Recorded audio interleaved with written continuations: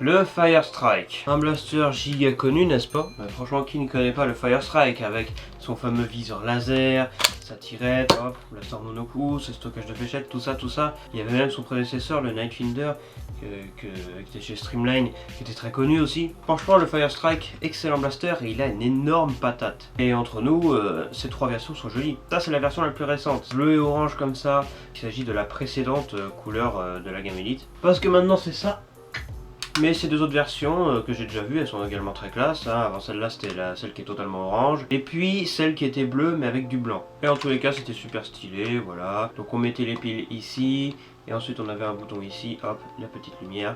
Elle marche bien en plus d'ailleurs, cette loupette. Hein. Dans le noir, je peux vous dire que c'est assez marrant. Alors, qu'en est-il de son successeur? Ceci est le Nerf Elite 2.0 Volt. Je vais rentrer directement dans le jeu. Le Volt est-il meilleur que son prédécesseur, le Fire Strike? Eh bien vous aurez la réponse dans cette vidéo et dans une prochaine vidéo versus comparaison entre ces deux blasters. Vous l'aurez compris, salut à tous, aujourd'hui on se retrouve pour parler du Volt. Le Volt est un blaster monocoup pistolet qui fait partie des premiers Elite 2.0, bon ça reste la gamme Elite, hein, et qui est certes le successeur du Fire Strike, mais il a des différences qui n'ont été jamais vues avant dans la gamme des pistolets à viseur laser. C'est parti pour la review.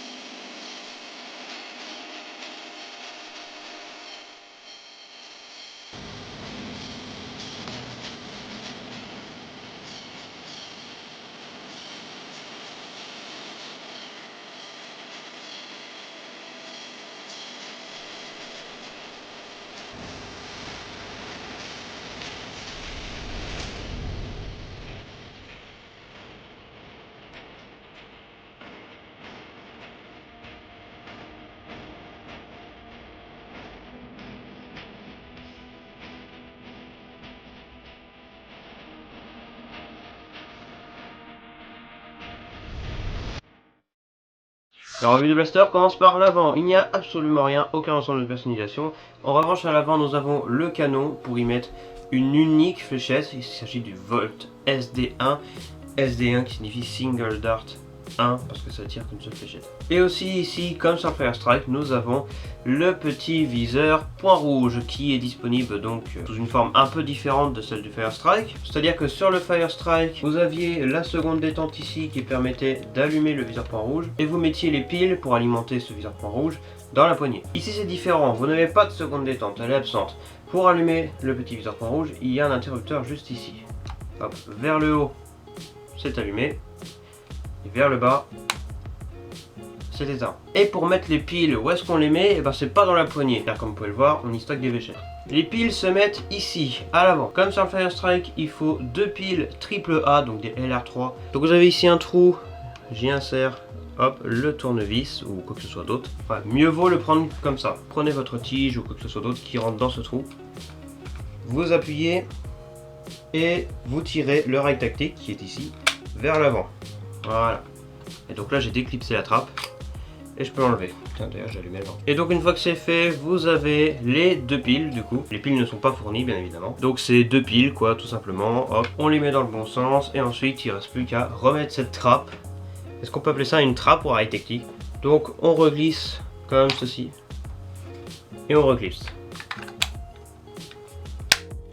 Et ça clipse bien. Alors entre nous, c'est quand même vachement plus cheap que sur le Fire Strike pour ouvrir la trappe des piles, vous l'avez vu. Puisque sur le Fire Strike, on a une vis quoi, finalement, on prend un tournevis, on dévisse. Sauf que là, le tournevis, bah, je m'en suis pas servi pour dévisser, c'était juste pour appuyer sur un trou là. Donc voilà, il faut appuyer sur le trou pour enlever la trappe. Et d'ailleurs, blague à part, il n'y a aucune vis sur tout le blaster. Pour démonter le blaster, je vous souhaite bonne chance parce qu'il est clipsé. Voilà, contrairement au Fire Strike qui lui était bien démontable. Et autre point important parce que c'est intimement lié, je vous ai dit que sur le Fire Strike, pour mettre les piles c'était sur la poignée, mais un autre truc assez important c'est le stockage de fléchettes. Vous pouvez stocker deux fléchettes et c'était à l'avant. Ben du coup sur le Volt c'est l'inverse, c'est les piles qui sont devant et les fléchettes dans la poignée.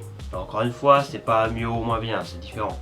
Chacun aura ses préférences. Mais le problème avec les fléchettes dans la poignée c'est que il m'arrive parfois de les toucher. Et donc ça vous risque et péril, si vous avez de trop grandes mains, vous risquez de les tordre. Bref, une fois que vous avez mis les piles dans le blaster, vous pouvez allumer la loupiote, encore une fois avec cet interrupteur, clic, et voilà. Et donc est-ce que c'est possible à une main? Oui, bien évidemment. Bien, au niveau des rails tactiques, on en a deux sur le blaster, donc celui sur le dessous, hein, qui accessoirement est la trappe des piles, et un sur le dessus. Donc vous pourrez faire des conneries du style ça n'a aucun sens, et puis ça n'a toujours aucun sens. En termes d'organe de visée, vous avez ce petit organe de visée un peu large à l'avant, ça donne quelque chose comme ceci. Bon, c'est un viseur pas forcément utile, je pense que ça servira surtout du viseur laser de la mort qui tue. On fera un test lors du test de tir, j'éteindrai toutes les lumières, on testera cette lumière. La poignée est très confortable, je vois pas de problème avec la poignée. Le seul problème c'est qu'encore une fois, si vous avez de trop grandes mains, et ben elle sera un peu courte.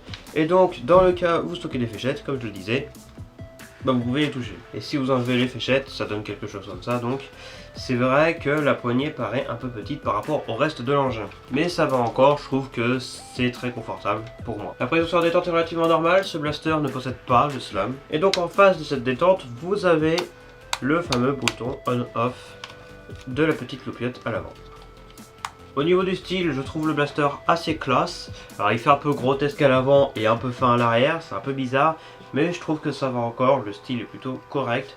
Moi j'aime bien, évidemment d'un côté on n'a pas de peinture, on n'a même pas Elite 2.0 gravé d'ailleurs, on a Elite 2.0 gravé, elle a même pas. Donc voilà, ils se sont pas trop embêtés sur ce blaster en termes de peinture. Mais à part ça, en termes de style, encore une fois, depuis que Nerf Elite 2.0 est arrivé, on a une espèce de mélange entre le style conventionnel et futuriste. Regardez, vous avez à la fois des formes futuristes, hein, vous avez vu la forme de l'engin, hein.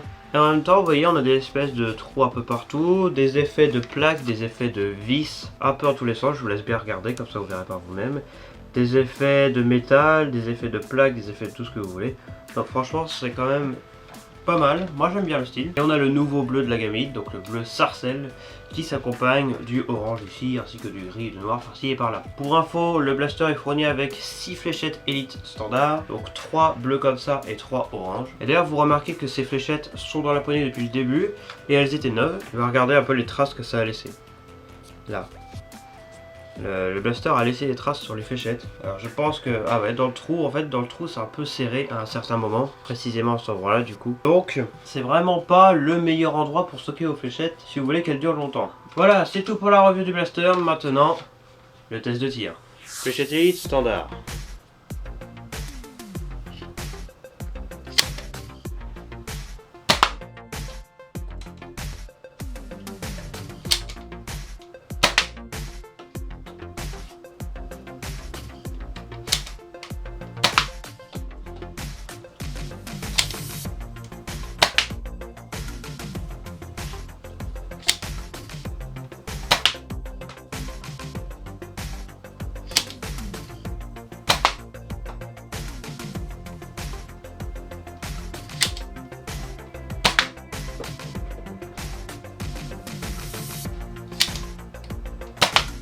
Raffolette Dart.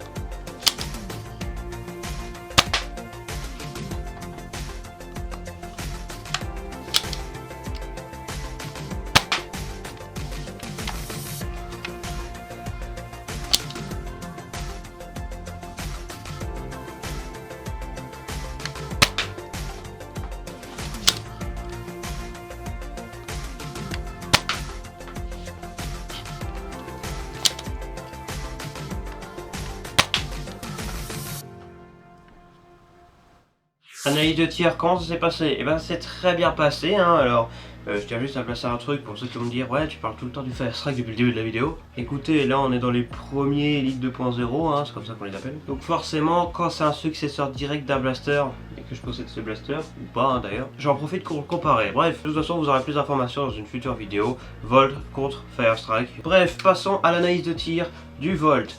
Les 3P. Alors en termes de précision, c'est pas incroyable avec les fléchettes et les standards. Avec d'autres fléchettes, ça tirera probablement mieux que ça. Ceci dit, je trouve que le viseur point rouge, enfin non, ce n'est pas un viseur point rouge, c'est un viseur laser, faut pas confondre les deux. Viseur point rouge c'est un accessoire. Donc le viseur laser, je trouve qu'il est très efficace sur ce blaster, pas de problème, la fléchette va plus ou moins sur le viseur, du moins je suis à 5 mètres de la cible. En termes de portée, eh bien la portée est très bonne, franchement, le blaster a de la patate, on se souvient de l'énorme patate, limite légendaire, du Firestrike qui pouvait atteindre les 20 mètres en mode... nickel, hein, sans aucun effort. Et voilà, franchement, on a quand même un successeur au Firestrike qui a quand même lui aussi de la patate, puisque, eh bien, on s'approche des 20 mètres finalement avec lui aussi. Mais j'ai quand même l'impression que le Firestrike est plus puissant. Et enfin, le chronographe en FPS, l'indicateur de puissance. Sachant que la moyenne des blasters qui tirent du Elite, c'est 70 FPS. Sur ce blaster, le Nerf Elite 2.0 Volt, on a atteint la moyenne de puissance générale de 71 FPS. 71 FPS, et franchement, je suis surpris. J'ai eu très peu d'avis sur ce blaster, mais j'ai entendu dire par quelques personnes que ouais, il est moins puissant que le Firestrike, on peut aller dans la soixantaine de FPS, mais genre c'était un peu une prédiction quoi. Et par 71 FPS, les gars, on est à 1 FPS au-dessus de la moyenne. Wouhou, super. Donc 71 FPS, bonne performance. Donc conclusion, quoi conclure sur ce blaster?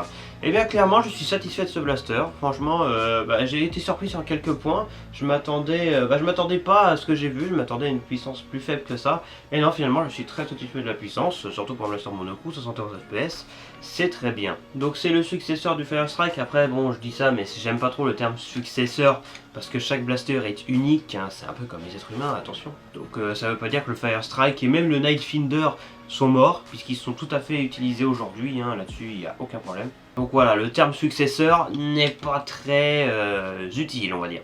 Mais bref, le Volt, auquel je place un petit truc, mais ne confondez pas Volt et Jolt, hein, voilà, ça c'est cadeau. C'est un très bon blaster pour moi. Alors encore une fois, pour cette incroyable communauté que sont les modeurs, je me répéterai, hein, comme quelques fois, mais n'achetez pas ce blaster si vous souhaitez modifier, achetez le Firestrike. Hein. Mais si ce n'est pas votre objectif de modifier, encore une fois, je pense que c'est la majorité des gens, hein, surtout avec ce genre de blaster, hein, qu'est-ce qu'on en a à faire de le modifier, eh bien vous pouvez prendre le Volt, il n'y a aucun problème, mais vous pouvez également aussi prendre le Firestrike et le Nightfinder, tout ça. Enfin le Nightfinder c'est un Streamline sur cette génération, donc il est moins puissant, mais il est modifiable. Donc voilà, le Volt, bonne patate, le viseur laser avec ce bouton, bah ça fonctionne très bien. Et puis voilà, rien de plus à dire, hein, ça reste un blaster monocoup assez simple, le Volt. J'espère avoir fourni suffisamment d'informations pour vous faire prendre une décision sur si vous allez acheter ce blaster ou non. Si la réponse est positive, vous avez un lien dans la description pour acheter le blaster. Merci à tous d'avoir regardé cette vidéo. N'oubliez pas de liker, de vous abonner, etc. Ça fait toujours plaisir. Et on se retrouve d'ici quelques temps pour le versus Firestrike contre Volt. Oui. Bref, quant à moi, je vous dis à la prochaine pour une future vidéo de Nerf ou d'autres choses. C'était Viname. Ciao.